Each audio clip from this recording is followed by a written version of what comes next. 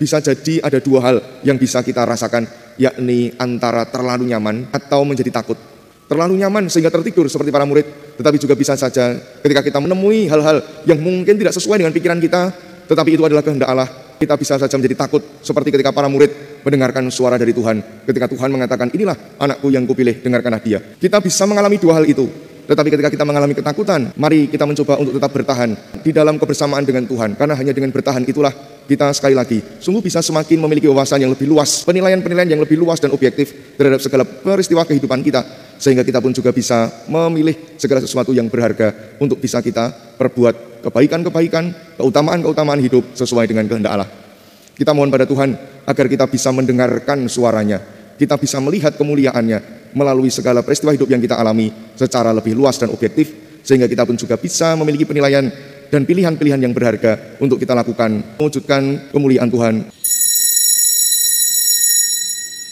Kita bagai kelana menyusur cakrawala menuju langit surga. Di antara nyanyi enau dan hawa segar pulau yang indah di bibir samudra. Kehidupan yang benar, kasrat dan semangat.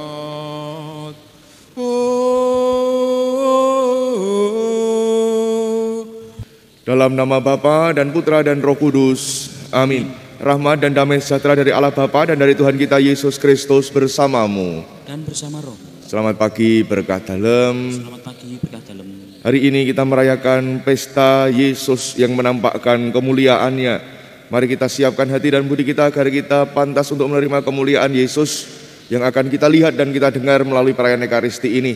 Sehingga hidup kita pun juga semakin hari semakin layak dan pantas untuk mengikuti Dia di dalam segala tingkah laku kita, agar kita pun juga bisa menampakkan kemuliaan Tuhan di dalam segala perilaku hidup kita di tengah masyarakat. Kita hening sejenak. Ibu Bapak dan saudari-saudaraku yang terkasih, selamat pagi berkah dalam. Selamat pagi berkah dalam.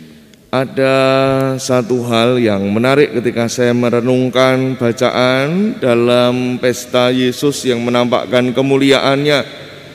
Kata itu adalah gunung. Bagi kita, kalau kita melihat gunung dari jauh itu kan nampak gagah sekali. Maka gunung itu bisa menyimbolkan sebuah kegagahan, sebuah kekuasaan, suatu kemuliaan yang begitu besar. Kita bisa melihatnya dari jauh, begitu gagah sekali, gede gunungnya. Pada hari ini Yesus mengajak para muridnya untuk naik ke gunung yang kalau dilihat dari jauh itu nampaknya besar sekali, gede sekali. Lalu mereka naik ke atas gunung dan di atas gunung itu mereka berdoa. Yesus berdoa dan akhirnya berjumpa dengan Musa dan Elia, sedangkan para muridnya tertidur. Di atas gunung itu ada hal yang bisa saja terjadi. Saya merenungkan ketika kita semua naik ke atas gunung, ada beberapa hal yang bisa kita rasakan. Yang pertama, sunyi, sepi. Kecuali kalau pas musim pendakian gunung itu rame gitu. Nek ora pas pendakian gunung atau gunung yang pada umumnya biasanya sampai ke puncak itu sepi sekali. Di atas gunung kita bisa menemukan kesunyian, kesepian. Tetapi di sisi yang lain kita bisa melihat berbalik arah. Kalau kita melihat dari bawah, kita melihat gunung itu sangat gagah, tinggi.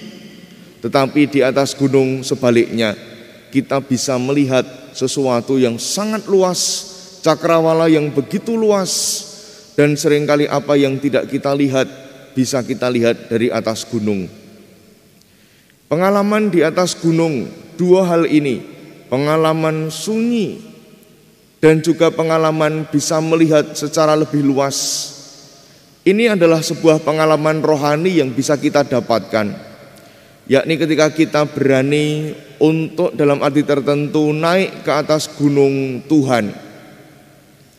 Naik ke atas gunung Tuhan berarti kita menyediakan diri untuk mengalami kesunyian dan kesepian dengan tujuan melihat hidup kita secara lebih luas, secara lebih objektif, melihat dengan cakrawala dan wawasan yang lebih luas, sehingga kita juga bisa memiliki penilaian-penilaian terhadap segala pengalaman hidup kita juga secara lebih luas, tidak hanya secara sempit sesuai dengan satu atau dua penilaian saja, tetapi ada banyak wawasan yang bisa kita gunakan untuk menilai hidup kita, menimbang-nimbang segala peristiwa hidup kita, dan akhirnya bisa kita manfaatkan di dalam hidup segala pertimbangan itu untuk membuat keputusan-keputusan yang berharga di dalam hidup kita.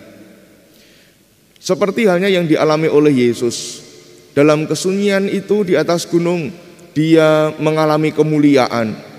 Yesus pun juga diajak oleh Musa dan Elia untuk melihat secara lebih luas dunia yang perlu dia selamatkan. Tadi di dalam bacaan Injil kita bersama-sama mendengarkan bahwa Musa dan Elia menunjukkan jalan yang harus ditempuh oleh Yesus, yakni jalan salib, jalan untuk menuju pada keselamatan bagi semua orang. Kemuliaan di atas gunung yang dialami oleh Yesus tidak hanya tinggal di gunung itu, tetapi perlu diterapkan dalam hidup nyata, yakni melalui jalan salib yang harus dia emban.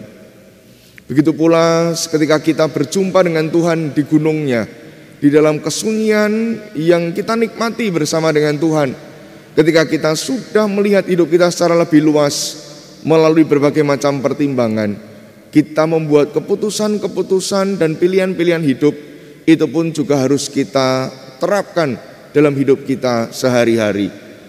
Kita mesti mendaratkan apa yang kita renungkan, mendaratkan kebersamaan kita dengan Tuhan, mendaratkan apa yang kita lihat secara lebih luas dalam hidup kita melalui pilihan-pilihan hidup yang sesuai dengan yang ditunjukkan Tuhan melalui keheningan dan kesunyian itu. Maka sekali lagi, mari kita juga menyediakan waktu untuk naik ke gunung Tuhan, menyediakan waktu untuk mengalami kesunyian, keheningan. Biasanya kita mengalami seperti apa yang dialami oleh para murid. Ketika kita masuk ke dalam kesunyian, bisa jadi ada dua hal yang bisa kita rasakan, yakni antara terlalu nyaman atau menjadi takut. Terlalu nyaman sehingga tertidur seperti para murid, tetapi juga bisa saja ketika kita menemui hal-hal yang mungkin tidak sesuai dengan pikiran kita, tetapi itu adalah kehendak Allah, kita bisa saja menjadi takut seperti ketika para murid mendengarkan suara dari Tuhan. Ketika Tuhan mengatakan, inilah anakku yang kupilih, dengarkanlah dia. Para murid takut. Kita bisa mengalami dua hal itu. Tetapi ketika kita mengalami ketakutan, ketika kita mengalami apa yang dialami seperti para murid, mari kita mencoba untuk tetap bertahan. Bertahan di dalam kebersamaan dengan Tuhan. Karena hanya dengan bertahan itulah kita sekali lagi sungguh bisa semakin memiliki wawasan yang lebih luas, penilaian-penilaian yang lebih luas dan objektif terhadap segala peristiwa kehidupan kita, sehingga kita pun juga bisa memilih segala sesuatu yang berharga untuk bisa kita perbuat kebaikan-kebaikan, keutamaan-keutamaan hidup sesuai dengan kehendak Allah.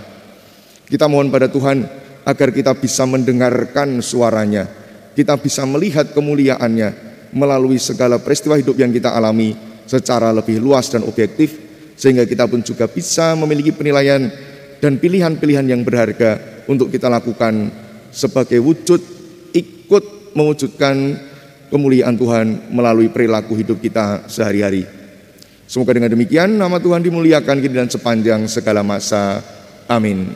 Marilah mewartakan misteri iman kita. Setiap kali kami makan roti ini dan minum dari piala ini, wafat-Mu Tuhan kami wartakan hingga Engkau datang. Tuhan bersamamu dan bersama rohmu. Kita semua, sanak saudara kita yang kita bawa dalam doa kita, keluarga kita dan komunitas kita, diberkati Allah yang Maha Kuasa, Bapa dan Putra dan Roh Kudus. Amin. Saudari-saudara terkasih, pergilah dalam damai, perayaan Ekaristi kita telah selesai. syukur kepada Allah.